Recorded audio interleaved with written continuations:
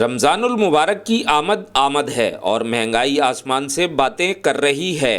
بڑھتی ہوئی مہنگائی سے سب سے زیادہ متاثر تنخواہ دار طبقہ ہو رہا ہے، کیونکہ کم آمدنی اور مہنگائی کی شرح میں دن بدن اضافہ عوام کے لیے مزید مشکلات پیدا کر رہا ہے۔ مہنگائی سے سب سے زیادہ متاثر مڈل کلاس کے افراد ہو رہے ہیں، کیونکہ آمدنی 50% ہے اور اخراجات 100% ہو گئے۔ ایسے میں ایک نوکری پیشہ انسان کس طرح گزارا کر سکتا ہے؟ سفید پوش افراد بھوک برداشت کر لیتے ہیں، جبکہ غریب آدمی کسی بھی دسترخوان پر بیٹھ کر اپنا پیٹ بھر لیتا ہے۔ لگتا نہیں کہ رمضان المبارک کی آمد سے قبل حکومت عوام کو کوئی ریلیف فراہم کرے گی۔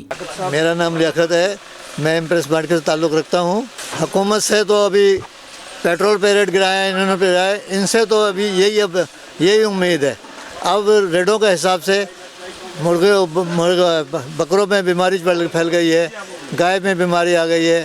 1600-1700 روپے گوشت بکرے کا مل رہا ہے، گائے کا گوشت تو لوگ پوچھ نہیں رہے ہیں۔ مرغی 1500-520 روپے کلو ہے، اس میں کون غریب آدمی خرید سکتا ہے؟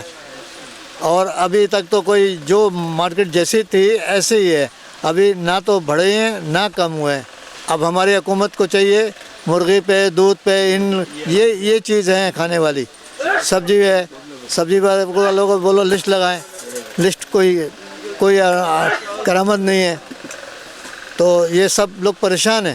محمد لیاقت حسین کا کہنا تھا کہ اس وقت آٹا، چینی، دالیں، مسالہ جات، گھی، تیل سمیت ہر اشیاء 3 سے 4 گنا مہنگی ہو چکی ہیں۔ ایمپریس مارکیٹ کے صدر محمد لیاقت حسین کا کہنا تھا کہ اس وقت آٹا، چینی، دالیں، مسالہ جات، گھی، تیل سمیت ہر اشیاء 3 سے 4 گنا تک مہنگی ہو چکی ہیں۔ وزیر اعظم عمران خان نے اگر کسی چیز پر پیسے کم کیے ہیں تو وہ پیٹرول ہے۔ پیٹرول پر بھی حالیہ دنوں میں 10 روپے کم کیے گئے تھے۔